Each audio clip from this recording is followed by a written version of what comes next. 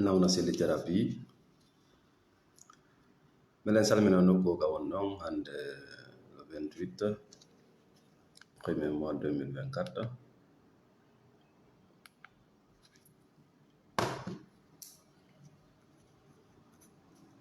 so ɗum walla mo yimɓe suɓani on toɓɓere molanane nde waweten sendodade muɗum fi goto kala e meɗen wawu ƴewitade gurdam mum ɗam banadama yo faamu hay goto iwataka kammo aradande détrompez-vous ko hato jinɗa kon fop no waɗa e ma ko wodanma ko immagol ɗaɓɓita ko ko tawi hiɗa tagana tawata Allah subhanahu wa ta'ala o waɗi e ma yettiramo sabu gollitirgol ɗum ɗo amma dullanamo sabu salagol gollitirgol ɗum ɗon jooɗo habbo hay goto iwataka kam warataɓe ɗo hay goto personne détrompez-vous. Partagez le live, vous êtes sur la page de Nawna Selli Thérapie. Ngannditina on Nawna Selli ko waɗayɗo thérapie accompagne yimɓe. Nawna Selli wona waajotoɗo donc wota mono sakko sikkaɗo votre vie privée ne m'intéresse pas. Mi aray ɗo woni mi sendoda e moɗon yoga e toɓɓe yoɓa e piiji komi hooli komi fiɓi e komi rewi e mum. haray gonɗum banade man ɗo a famda neɗɗo wonɗoma soñjude wonɗoma hewtinde soñja ko ɓuri hewde kon kanko ala yide soñjama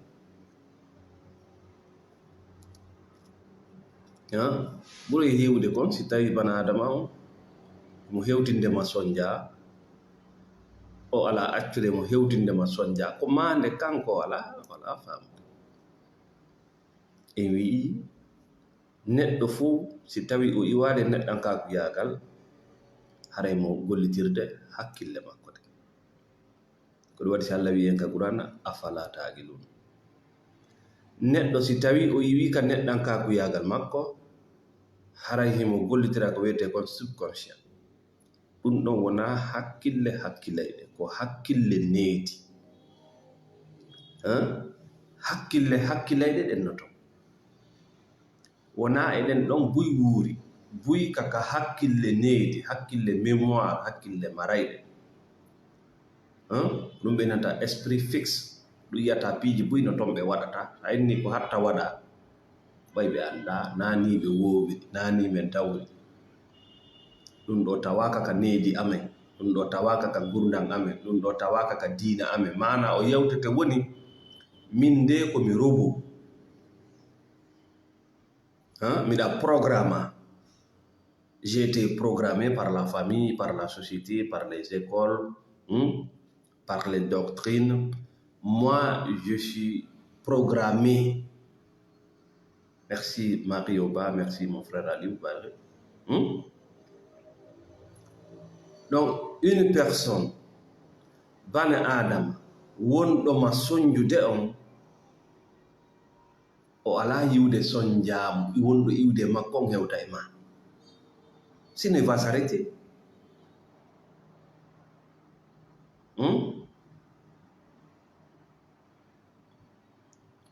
Haray mo kan gurdam kulle. On yafoto mais ça fait partie de la thérapie. Andi kamen ɗo sa wi nagge, sa wi kulle, sa wi galadi, sa wi mbewa, ayi goɗɗum wimmo to inna oɗo il est trop violent. Mais c'est comme ça Dieu parle. Andi sa anda Allah mo wonɗa rewde on a sikkay hiɗa ne'i tawa ko a naafiqijo. C'est comme ça Dieu parle. Yimɓe ɓe haqqiltaɓe Allah no eɓɓidirɓe e goɗɗum tagu ngu o tagi tawata haqqilta kala an ami ɓe wayi wa daabiyi ɓe an hiɗa wawi yewtere ɓuri Allah taguɗoma ko fiyo bana adama o hakkil goɗɗum huɓɓa ka hakkille makko hinna jaka ɗum ɗo na gurdam o wawa yaltinde mais tawi no gurdam naafiɗan ka merci Mamadou Saliou Diallo ko gonga kan tun wawai ma sottude ce qu'on appelle la nuit non si der niwre ko andinay ma ka wonɗa ɗon wo laaɓane wo ko ngunday ko amma goɗɗo huɓɓina lampe ma torso ma ɗippa c'est ça ko ɗum wiyete allah ko dayu sa jaɓi tawnudemo ka nder gurdam ma o fuɗɗoto holludema ko ala no yiwde o fuɗɗotoma faminde ko ala faamude par ce que gite maɗe wona woni directement kanko noppi maɗi wona kanko ça c'est le discernement. Merci Balde ba Alpha Mamadou ba Halimatu Diallo, merci ma soeur. Donc bane adama wonɗoma lorrude wala yiiɗo lorra ko wonɗa lorrade ko acci wullitago parce que c'est pas un être humain. Si tawno ko bani adama sale sareti ɗum yiyata yimɓe si ɓe waɗi hewtini goɗɗo lorra ils vont s'excuser parce que il sent, il partage la souffrance de l'autre et des sympathies. Narka justice criminel ɓe ɓen juge d'instruction on jangdare ɓe moƴƴa tuma hewti kaɓe sifo ko tufi oya kon ma ko violi debbon kon crime do kala ko tawata ko crime tuma hewti kaɓe sifo ɓe ndaray émotion mo waddata si ɓe tawi tu ne sens rien ils vont te condamner très très dur yaltugol ma sattay parce que tu ne partages rien avec la victime. Donc faites beaucoup attention onon ɓe yiiduɓe wullitagol kenenta wonɗo ma soñjude on na bani adama. C'est juste quelqu'un qui a raté l'humanité, qui a été programmé, qui a un esprit fixe, ça ne change pas. Il m'a souti ma debbo, on a bani adama o souti ko alam, wala ka nedi mako ko alam, anwo e ko jewda e ko hewda. Vous n'êtes que des objets, non on est là. An gorko debbo sutaki ma bani adama ko sutima c'est une banque ko pong quelque chose qu'elle peut utiliser pour obtenir quelque chose. C'est-à-dire c'est des gens qui vivent dans la manipulation. Donc haray ko ɓuri hewde kon on wonɗoma hewtinde ko wiyete ko la souffrance on c'est-à-dire on tawɗo ko kanko woni nene kanko woni cause tampere ma nde wala yiwde sans rien koko yiyaton no luuɓe ka moccawɓe ɓen ɗo ces femmes là ɓuri yiwde comme c'est comme ça. C'est-à-dire kamɓe pour eux c'est un mariage ko kawtan c'est un frère. Donc pour eux le mariage est plus important que leur vie. Les enfants sont plus importants que leur vie. Donc il faut rester là, subir jusqu'à l'heure. Parce que kala so ande arde, il faut brûler l'émotion qui est là. Il faut l'utiliser. Mais quand bébé, il pas. Parce qu'il y a un religieux, il y a un parent, tawta c'est un robot. No yewte fi lette gabru fi aljanna fi malaika. Mais c'est à dire d'abord. Allah ko an taw yiɗani gurdam. Allah ko ammo o tagi on taw o yiɗani gurdam. O faala ya wuuru tawoyama. Na ya arɗo basinde ɗa ara ɗo ko a maayiɗo ari. Gurdam aduna mo faala ya wuuru gurdam aduna tawoyama.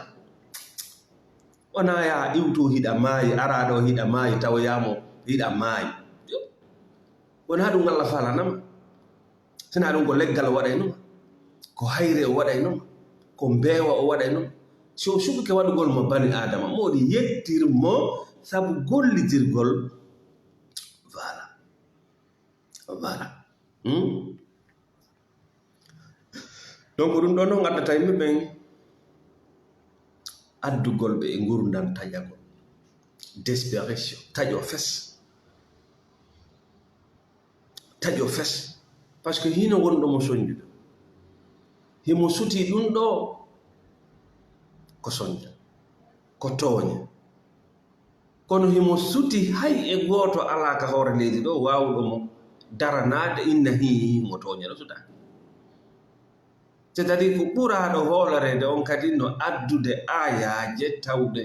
sana kolba. Finalement aussi kadi nan fof ko ni way o yanay ko wiyete kon desperation taƴan ko honno noon ɗum no gaddanta bana adama taƴagol adday ha bana adama on humo e yimɓe bomɓe wrong connection. Ça taƴi que n'a plus de valeur. Donc tu n'as rien à protéger, M. Abdelrahman Bari. Quand tu n'as pas de valeur, il n'y a plus rien à protéger. On ne protège pas. Alors, on est quoi? Aïe, non, le wada cour et lady, c'est parce qu'il veut valoriser la terre.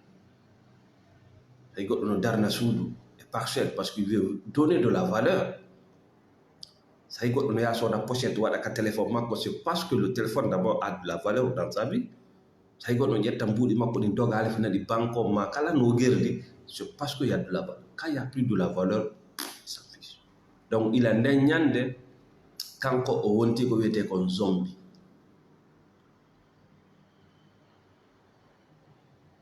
Merci Tiamone Youssouf, merci Mansour. On wonti zombie. Kankade o iwi ka hakkille o yani ka hakkille marayde le subconscient. Le subconscient ne connaît pas la différence, ne fait pas la différence entre ce qui est bon et ce qui est mauvais. C'est Nindira. C'est Nindira. Maintenant, il accepte cette vie de merde. Hande kadi o yaha o humo. Voilà, c'est la connexion. Si je ne plaît pas, on a un gang et puis archique. Diallo Saïdou. Donc, taya gongol wana sombo o yaha o humo e banadama moƴƴanama.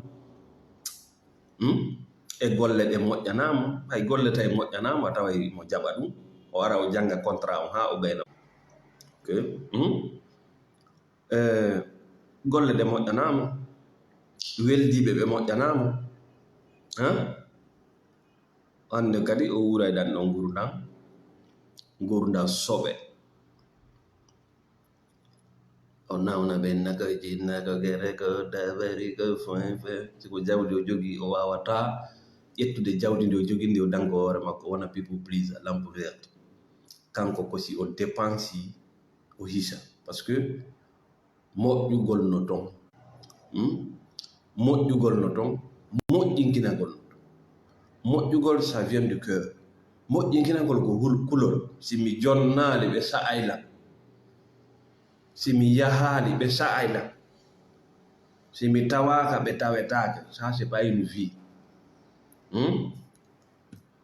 Donc haray ɓay connexion ji men ɗin noon jiiɓi fewn ɗo on va essayer petit à petit si pupi on habboto seeɗa ça va reprendre.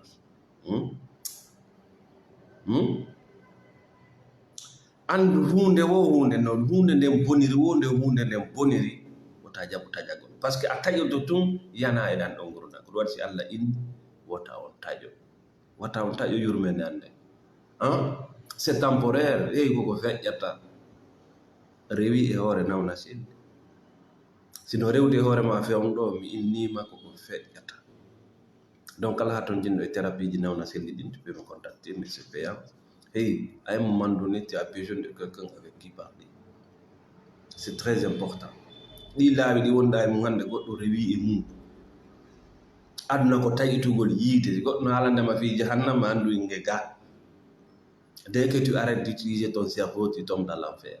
dans l'esclavage mental. Machanga. Mohamed Jakiti, Imran Hakim, Alassane Hadja Waliyatou, depuis la Roumanie, merci beaucoup. Donc, haray, wondo ma tampinde, il savait,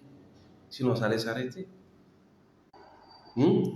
Bani Adama yiyata museeni wondiɗo makko si tawi ko kanko woni sombo museeni ni, c'est ça la réalité. ɗum ɗon ko mande o yalti e neɗɗankaku yagal, c'est un robot qui est devant toi. Buyno e dewle vous êtes avec des robots, buyno e golle vous êtes avec des boss robots, c'est-à-dire ce sont des personnes qui ont raté l'humanité, ils sont juste dans la programmation mentale. Ko ɗum nanta ɓenna mene ko ɗum nanta ɓenna mene na ɗum ɗo men gandi na ɗum ɗo men tawi sa naniri ka haala goɗɗo andu hunde sertamo e kumbini hunde sertamo e ɗi biniri parce que ça ne réfléchit pas kumbini ko miijotako voilà o innima moi je ne peux pas me transformer mi wawata uddutude hakkillan ɗen ouvert d'esprit fi piiji kesi mi wawata yewtidede donc ɓuuri heewde kon wonnoma tampinde o yiyata tampere made ɓay ko kanko ɗuma tampinde o iwi e neɗɗan ka kuyagal o yiyata ko ɗum yaltu e victime mentality hey ka hay goto iwataka kammu tawe ɗo ok hay goto arata fiyon nu gatta ɓe ara Allah no waɗi e ma ko haɓata toñe o waɗata e ma ko haɓata toñe o ara kadi o haɓane toñe no ɗen ñalaɗe tawɗe gurdam maɗan no jiiɓi ko ɗen ñalaɗe kadi tafa e ma ɓindu ñalaɗe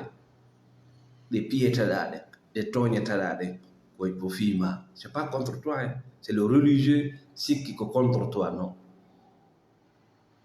mais c'est une leçon c'est un apprentissage ko ñalaɗe tafayɗe ma ko ɗen waɗa e ma gorko sonnaɗe tawɗo ila ɗo nawri yeeso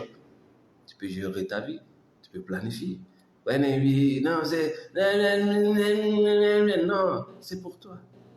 kala ko heɓma c'est pour toi ko fiima c'est pas contre toi c'est-à-dire ala koni en tampinde sona yiyande men nde yiyande ɓurɓe ɓen ko yiyande fenade mi haalanima ɗum kala newɗo ɓiɗɗo mum needi fenade o yiyatade nam sona fenade kaari geri kaari ñaami kaari windani kaari duwani kaari gurdam penade kala ko yiwɗa goɗɗo no soña andu o remi yande ko siɗa andi no remiri e si anda no remiri mais koko rema woni koko moƴƴi woni koko boni woni soñude y a eu une cause quelque part an a sikki ko fenowo jooɗiɗa pooɗi goɗɗum mawɗi goɗɗum tappi goɗɗum ma goɗɗum iwi noggu ari waɗi hey diina fenande ko aduna fenande yiyata a yangoto ha maaya mbuuɗi ɗi heɓuɗa ɗi nga wurata regarde ces gens là comme ils vivent pas ils sont dans des compétitions de bidon ɗum jeli wonta ɗo how long are you going to be kadi wuura Allah ko faala ko ya wuuru banadama ko faala ko ya maayi feƴƴenden ɗon toɓɓere aren toɓɓere men ɓurde mawde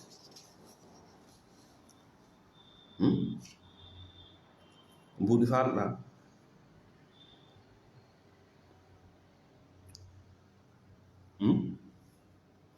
on va parler un peu sur l'argent ko mbuuɗi faalaɗa remude par ce que mbuuɗi heɓay ɓe mbuuɗi ɓen ko remay ɓe mbuuɗi ɓen heɓata mbuuɗi faalaɓe mbuuɗi ɓen heɓata mbuuɗi aren yewten fii faalaɓe remude mbuuɗi ɓen a haton jina e Allah si tawi ko mbuuɗi faalaɗa remude yande mi haalno ɗum yeeso religieux jo ɓay o dogi taw o ni wow mi hay ko ɗum tigiri ɓe haalano et la connexion est mauvaise est-ce que vous me recevez actuellement comme ça si coupe yartay faites-moi signe si vous me recevez on va s'arrêter faites-moi signe ka ɗaɓɓere jawdi bange remo gongol a haton jina e Allah si tawi ko buuɗi faalɗa remo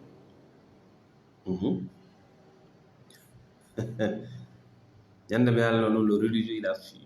min yahay ɓe haali on ɗum ko o miijilanko indi ɓe haalno ko ɓe haalno ko ɗuuɗa si tawi a faalaka remude mbuuɗi nde way torade Allah par ce que mbuuɗi alaka kam mbuuɗi naka kam woni Allah gadi ha ton jina e mbuuɗi donc si tawi ko mbuuɗi faalɗa remude tu veux créer une entreprise tu veux lancer un business non ha ton jina Allah mbuuɗi ko fii fof wonande ɓen yimɓe taganaɓe gollitirgol ko Allah jonni ɓe ko hato jinɗa koko Allah jonnuma ko wona mi fillito mi innade siko ɓiɗɗo faalla siko yiɗede faalaɗa siko aljanna faallanno je parpare min nade kadi siɗa sa ko yettude yewtere men de a hattoñinayi Allah si tawi ko mbuuɗi faalɗa remude par ce que mbuuɗi ko fii fuu mbuuɗi no waywa dow henni iɗa hatoñin noon e ko Allah jonnuma ko miijitagol fi mbuuɗi no hewa ɓuttu a hatoñinayi Allah fii leydi ma ndi mbuttu a yiyata religieux no moɓi wono torade Allah fi yo leydi ɓuttu non vous n'en avez pas besoin acce dérange golal ko ɗum yawagolal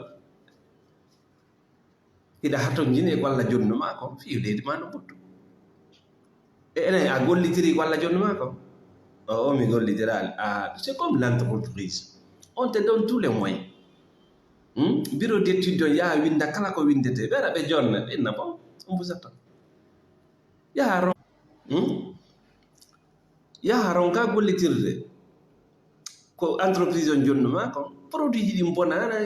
mi noddu noon jamma e 3 heures mi noddi miɗen jonnuma no gollirte noon fuu a gollitirno ayi a buye mum ko ni Allah woni on lettirde c'est parce que ɗa cuɓɓiɗe mbuuɗi kaka kammo woni ɗi mbuuɗi jogiɗa ndaariɗi sowona signature goɗɗo wawɗo an e min e photo makko woni ɗon ko on ndaara mbuuɗi jogiɗa ɗin ko signature hombo woni ɗon ko photo hombo woni ɗon ko photo bani adama ko on jogii mbuuɗi ko on hatto jinɗa e mum siɗa faala remde mbuuɗi wonu yeeyowo ko on neɗɗo hatto jini immorde produit ma service ko ɗum ekkite métier ji ekkite ñeeñal ko jogiiɗo hunde nden ɗaɓɓirta hunde nden sa ɗaɓɓiri hunde mo jogaaki mo haaji jogiiɗo hunde nde wona ɗo jooni gandal pananama no jogii gandal ka ko no Allah wima in kuntum la ta'lamun ko yalannomo kanko fasal alal zikr kala ko haton jinɗa ka hoore leydi ɗo no e junngo goɗɗo ma no e junngo goɗɗo gollitirɗen hakkille maɗa Allah jonnuma ɗo yahana taw sa heɓali noon iltoɗa yalla mais a gollitirani ɗum noon hiɗa sonka e hoore Allah hiɗa loto naseede penale hiɗa ɗaɓɓira du'a uji bandeji yeeyedi ko jogaki donc gomɗin ɗo emo gomɗina no fota tere affaire bange kalisi yeeso Allah ɗi sam fiche de ça kefere e julɗo so yeehi tayitugo cangol wawɗo fubba dow ko lumboyɗa du'a gollata ɗon ça c'est le pratique travaillement ɗum ko nunɗugol Allah non hakkudeji moɗon joni noon gomɗinɗo emo gomɗina ɗon fota tere yeeso Allah affaire kalisi you want money go and make it terto Allah wona kala jogiiɗo jawdi tawa o piyatatinde e leydi ko seytani jonnimo ko sanamo jokki ɓenta satanis ko fena ila travail na fi goɗɗo juulata sa yirimo mbuuɗi c'est un satanis waɗe hunde kadi mo ñaama ɗum si tawno ko ɗum hanno o pauvre bus heɓi ɓay ala ko woni criminel hewti o pauvre ils sont pauvres parce que voilà les formules ne veulent pas les utiliser c'est tout terto ɗi piiji ɗi sahawuji welen mo yaha ekkitoɗa métier foin nunɗu ka golle ma foin tabitu ka golle ma foin siko business watta andu no supportoɗa no suɓirta fournisseur foin siɗa yeyde andu ko natata ko yaltata foin ko biniri nati siɗa faala jawdu yaltu e salariat gollangol yimɓe foin yartu e gurdal lam yaltu e ɗin miijoji penale aljannana e junga kaari aljannana e junga maɗima aljannana e junga yimma foin siɗa faala jawdi a hatojinayi Allah ko hatojinɗa e mum ko gollitirgol ko Allah jonnuma ko o inni on no woni janngu kolla wiya janngu ya naata e golle ɗe a janngana ukkondira e banatama mo a jannga fiimo o haalake inna allamo e so falta kon ɗum waɗi si ɗon yahande ka école ji ko fiyoɓe janngu on ko honno miijitorte ɗum ma naɓude ka école kono anndu ka école ɓe alama jande de ko honno miijitorte ko kopi donc wonɓe miijitaɓe ɓe ngay si ɓe yahali ka école ɓay tum ɓe anndi jaka ko yo miijite ko ɓen jogii jawɗe ɗe 1% ko normalement ko naɓireɗa ka école na yaya waɗa ɗon kopi ko fiyo jannowo ekkite ko honno miijitorde kono weelaɗo wata ekkude goɗɗo kono miiji jannoman no weela no ñawɗi ko ekkiterte ko honno aanirte misal ɗo jooni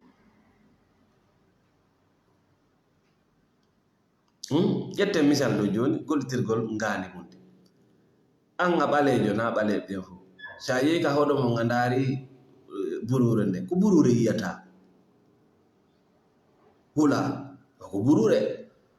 addi ɗon chinoijo o ndaar so yi burure nde o yiya usine kay usine plafond ko ɗum woni yiwi an yiɗa yiide burure kanko mo yiide usine usine kay no ɗo dayda wiya ko kamen ko burure kanko mo suɗi ɗakkonto ɓeɗe ñanduɓe goltirde feeji e kayiji e plafond ji honto ɗum woni yiwde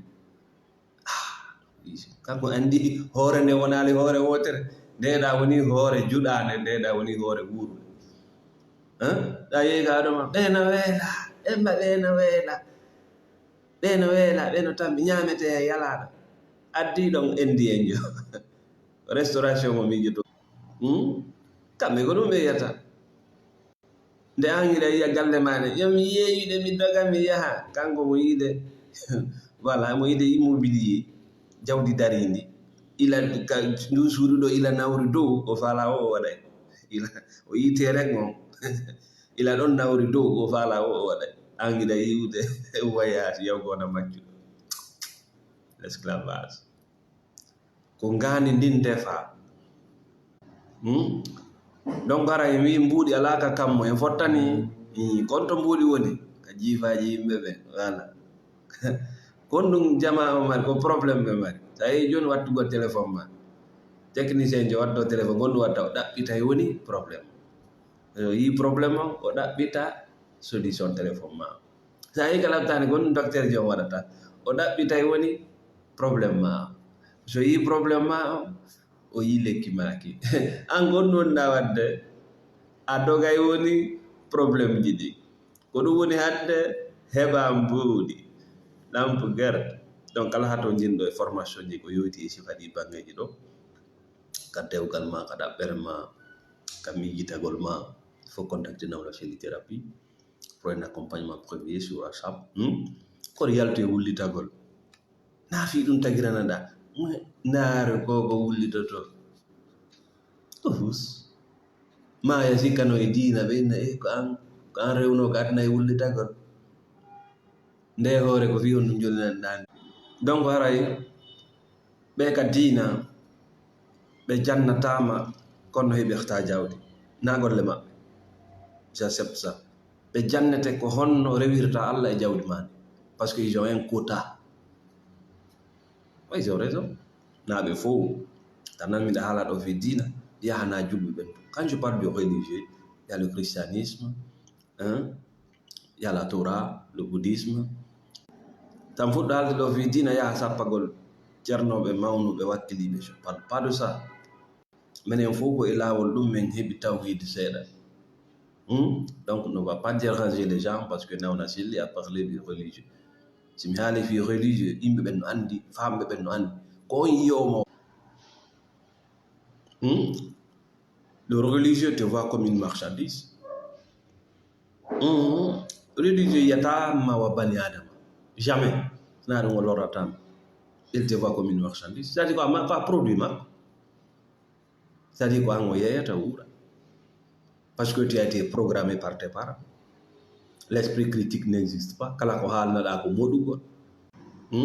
parce que needi ndi neeɗa ndi ko jama on wonnete kala ko jama on waɗi yo mi waɗo kala ko jama on waɗi ko preuve on non no moƴƴi Allah wi jama on haqqilta jama on ko daabeji jama on anda ko faala may donc haray ɗi piiji ɗi wonɗa ɗaɓɓude ɗo ɗi ala kakkammu Allah hutortaɗi haaji makko ala e majji yaw ɗaɓɓaɗi kadi woni no way ko goɗɗo jottoɗo en goɗɗo aljanna yumma aljanna maadi aljanna kramaka aljanna naton woni aljanna ko ngesa rematema koto remantama mban ngesa jahannama ko ngesa rematema yalte ɗayntugol hoore mum ko wakazalika jawdi ko ngesa remetema ɗum non noon ko wonanɓe faalaɓe remude jawdi woni haalde nan ɗaɓɓowo jawdi de sennidir ɗaɓɓowo jawdi e remowo jawdi ɗaɓɓowo jawdi ko gollonowo yimɓe ɗaɓɓowo jawdi ko toroto ɗaɓɓowo jawdi ko sikkowo jawdi ala ka woni ɗon jawdi ko nokkugo woni ɗaɓɓowo jawdi ko sikkugol ɗeɗo galle ko galle jawdi ɓeɗo ko yimɓe jawdi ɓeɗo no na on ɗon wonde haalde fimu on ɗon ko wuruɗo e yela ko miskino ka nder hakkille ɗaɓɓowo jawdi ko sikkugol ko konta ko ɓura kontede ɗum ala hattode donc aray ko wona yewtede ɗo c'est pour les entrepreneurs remayɓe jawdi wurundi sa sennidira jawdi wurundi e jawdi mayindi a wata remude jawdi par ce que andata hiɗa jogii awdi ma ɓurdi mawnude ni ko income ma kala kam mbuɗi woni iwrude ara tawe woni koye laawol salaria woni koye laawol kam mbuɗi woni iwrude ara tawe ko ndin jawdi duwa remede donc le religieux a heɓata hunde e junngo makko si wona o jannete woni ko honno rewirta Allah wondude e mbuuɗi ma ɗi daɗa mais ko honno non remirta mbuuɗi ma ɗi na golle makko non kone par ce que l'autre ɗa mo mari kota ka sadakaji ka zakkaji mo mari kota ɗa yiɓaki il faut qu'il tarse mais kono no heɓirta mbuuɗi ala c'est autrement ɓaymoto ɗaɓɓita ɗum wona golle maɓɓe jannugi kono pa goɗɗo jannata ko anda wona noon wonde haray ka nder diina no heɓirta mbuuɗi ala ton no ko kanko woni anda ko honno mbuuɗi heɓirte o jannatinare o ɗaɓɓay an tigi ɗa suti résultat makko ko ɓurno hulɓinade ko tuma tawi woɓɓe ɓe ko ɓe jaboto fi ko honno goɗɗo wuurita et puis tu te demandes pourquoi tu es pauvre tu es confus sukka yi basal no partout ngal basal ngal yiyata koko rema ka koye yimɓe ɓe koko labina ha joni neɗɗo no sikki jawdi ko nokkugo woni siɗa faala remude jawdi kakama ɗo ka men ɗo jawdi remete koy ka luttuɓe ɓe ya tellement de réglementation sariyaji no wallina fiita wawu remude jawdi a heɓa ndiyam laaɓuɗam ɓalul laaɓuɗum no gasa laawi laaɓuɗi mais milliardaire jamais c'est chez toi actuellement ya fala remude jawdi wona un milliardaire c'est chez toi parce que kama leydi woodi ndi jewɗa way ko ɗo ngesa woodi ko ɗo lutti ka reme min na deji ko coggu tiga faalaɗa e ɓalul laaɓuɗum ndiyam laaɓuɗam c'est normal donc alannode yewtere men mbay connexion ji ɗi ngala jaɓude haray Allah subhanahu wa taala a hatto jina e makko fi remugol kaalis hatto jinɗa ko gollitirgol ko jonnuma ko haray ɓe ka diina ɓe watama jannude fi ko ɓe anda fi ko ɓe jannayma ko honno daɗirta ko honno rewirta Allah wondude e konko ɗaɓɓuɗa ɗo c'est pas mal ɓe jangali si ɓe jangono fi mum ils allaient créer des entreprises ɓe créé no golle tawɗe nafa yimɓe ɓe na golle kadi siiɓotoɗo yimɓe ɓe donc lannode yewtere men en wiya kala ha to jende accompagnement thérapeutique tu peux contacter Nawna Selli Thérapie no gasa ka dewgal ma no jiiɓi kenen na auto on sansata ko pièce on tawa pièce on ara ko e ma woni ɗum a wawi famude ɗum sa waɗi thérapie kenen tara projet ji ma ɗin magasin ma on golle ma ɗen fappu no jiiɓi ɓuuɓe ɗa faala iwde e gollal ngol goɗɗo ɗa faala yawde no gasa fewnuɗo a ronki gollal ngol yimɓe ɗa faala fuɗɗande gollande hoore ma a anda ko honno fuɗɗortoɗa tu peux contacter Nawna Selli o a faala pinal ka spiritualité ka diina ma fiita wonu lampe garto e nder haylandur ma jawdi di wonɗa ɗaɓɓude ndi anda ko honno waɗir gerɗe yalta e nguru